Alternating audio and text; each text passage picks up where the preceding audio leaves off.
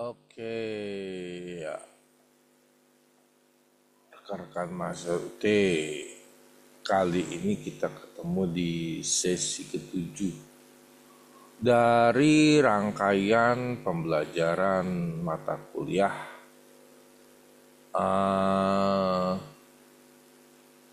manajemen pengetahuan atau knowledge management. Nah, kali ini kita sudah melangkah cukup jauh dalam mata kuliah ini, di mana berbagai materi sudah dilewati ya. Kemudian juga berbagai diskusi juga sudah kita ikuti.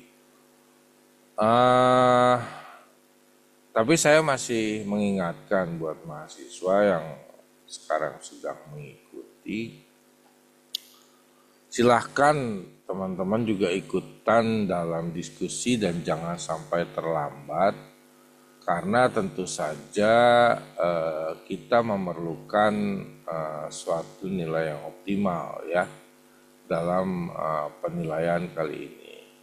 Oke, Mas UT, saya mau menjelaskan sekarang di ketujuh ada diskusi, juga ada tugas yang harus diisi. Berarti sudah ada penumpukan diskusi atau tugas. Jadi harus ada penyelesaian yang secara cepat dilakukan. Jadi jangan sampai terlambat. Saya berharap tidak ada lagi pertanyaan, Pak, saya sudah telat, ini bisa dibuka. Saya dari awal sudah mengatakan bahwa ini tidak bisa dibuka oleh kami tutor ya.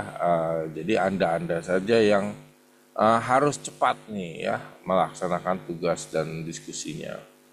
Nah, kemudian pada sesi ketujuh ini kita akan ada tugas lagi satu terakhir, kemudian ada diskusi. Nah, untuk sesi ketujuh ini kita sudah mempelajari salah satu tools atau perangkat yang akan digunakan untuk menilai sebuah model manajemen pengetahuan. Nah, sebenarnya perangkatnya sederhana ya, sering disebut dengan balance scorecard atau BSC. Ini dikenal dalam kinerja sebuah manajemen pengetahuan. Di antaranya adalah bagaimana kita sebagai contoh, sebagai orang praktikan ya, praktisi ya, saya ingin menjelaskan pada Anda bagaimana sebenarnya nih balance scorecard digunakan. Balance scorecard ini banyak digunakan dalam bentuk mengukur kepuasan pelanggan ya, bagaimana pelanggan itu merasa puas, atau retensi pelanggan, dalam hal ini bagaimana pelanggan melakukan penolakan terhadap barang, atau bagaimana saya melihat waktu respon layanan. Nah, ini hal-hal seperti ini bisa kita lihat dalam sebuah faktor manajemen dalam sebuah perusahaan ya. Jadi realnya di manajemen. Sehingga saya boleh mengatakan bahwa balance scorecard itu digunakan secara efektif untuk hal-hal yang praktis ya. Jadi ketika Anda bekerja di dalam suatu perusahaan, balance scorecard bisa digunakan ya. Tinggal bagaimana Anda mengimplementasikan di dalam sebuah proses manajemen. Seperti mengukur lamanya proses layanan ya, itu juga salah satu hal penting ya. Kemudian bila sebuah perusahaan itu sebuah perusahaan inovasi, kalau sekarang kan dunia sudah berbasis digital dan teknologi, nah di sana itu penuh dengan inovasi ya. Jadi kita nggak boleh tinggal diam dalam hal tersebut.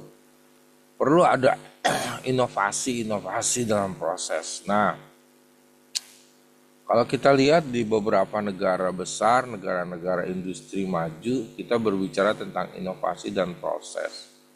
Ini luar biasa loh, gitu ya. Ini luar biasa.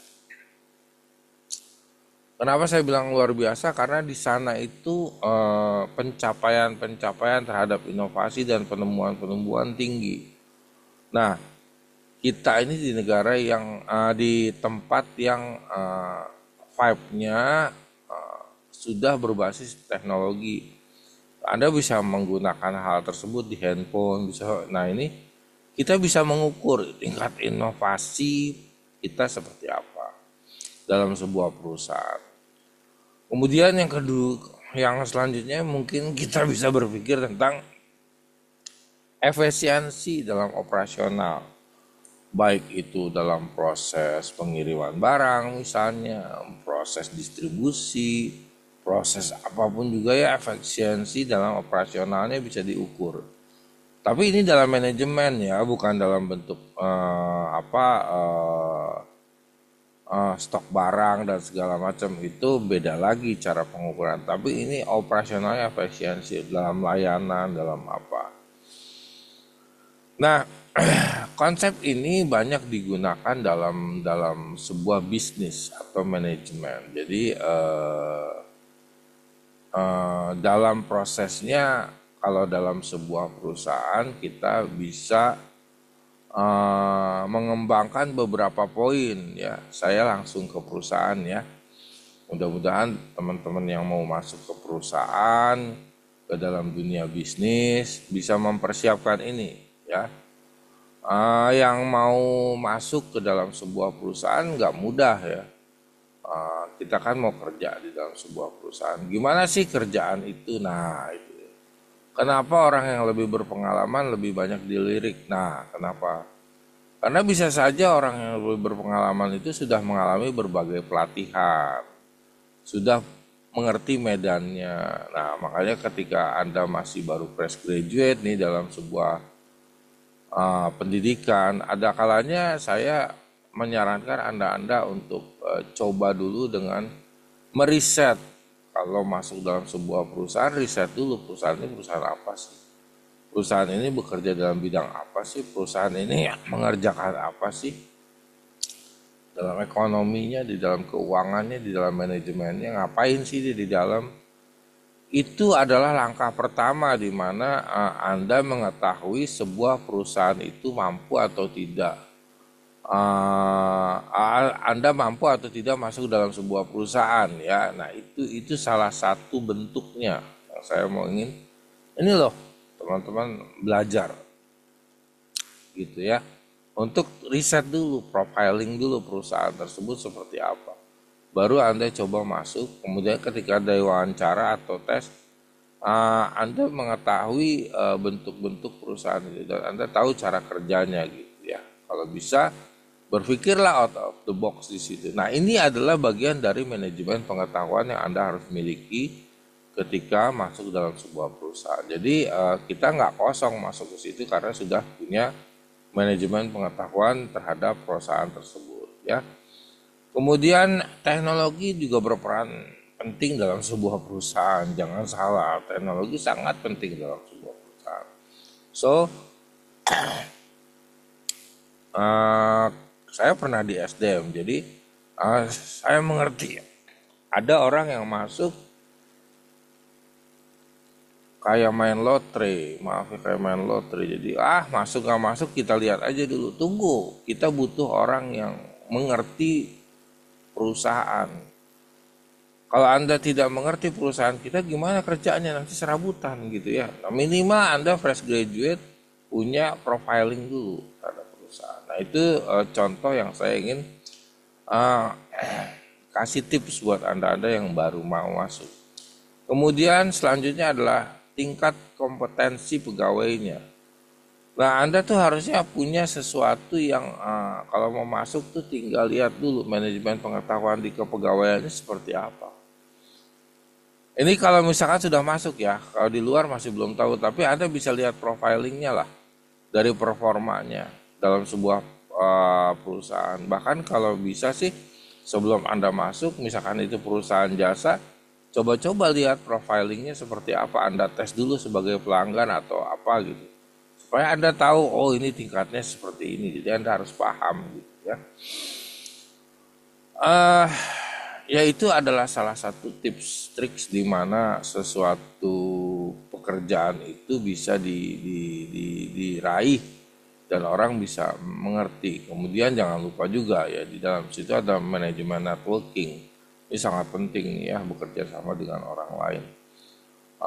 Gitu ya. Tapi juga jangan salah dalam hal bekerja sama Anda harus mampu mengambil keputusan yang tegas. Ya, itu salah satu. Banyak lah, banyak.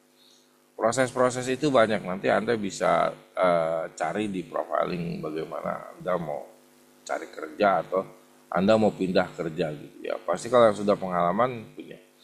Mudah-mudahan dengan pengetahuan-pengetahuan seperti ini bukan hanya teoritis yang Anda dapat, tapi bagaimana Anda mengerti secara proporsional ketika Anda mau. Tapi dianalisis juga ya. Nah makanya Anda boleh menganalisis sebagai acuan, pakai balance scorecard ya, walaupun kelihatannya sulit ya, tapi bolehlah anda coba-coba di dalamnya untuk ini, misalkan menyelaraskan strategi organisasi dengan operasional. Nah ini penting ya, strateginya apa, operasionalnya apa. Kadang-kadang dalam sebuah perusahaan nggak nyambung antara strategi dan operasional, hati-hati. Kemudian memantau kinerja secara komprehensif ini juga penting ya. Jadi kinerja jauh dipantau dan berbagai hal lain nanti dipelajari ya dalam modul-modulnya. Nah karena ini hanya video pendek, saya hanya menceritakan tips triknya saja. Bagaimana Anda memahami sebuah balance scorecard dengan baik atau bagaimana Anda mencoba menganalisis hal tersebut. Nah, demikian saja video pendeknya. Saya ingatkan ada tugas dan diskusi ya untuk pertemuan ke-7. Untuk tugas-tugas atau diskusi yang lain nanti untuk pertengahan ini yang ke-7 ini saya akan coba sweeping dari belakang ke belakang ke depan. Jadi cepat-cepat ya, saya tunggu sampai hari Rabu cepat-cepat dimasukin semuanya. Karena akan saya telusuri semuanya, tracking semua dari awal sampai akhir. Mana yang masih belum ya, cepat-cepat ya. Baik, sampai situ saja dulu video pendek ini. Terima kasih. Tetap sehat, tetap cerdas dalam belajar. Sukses selalu.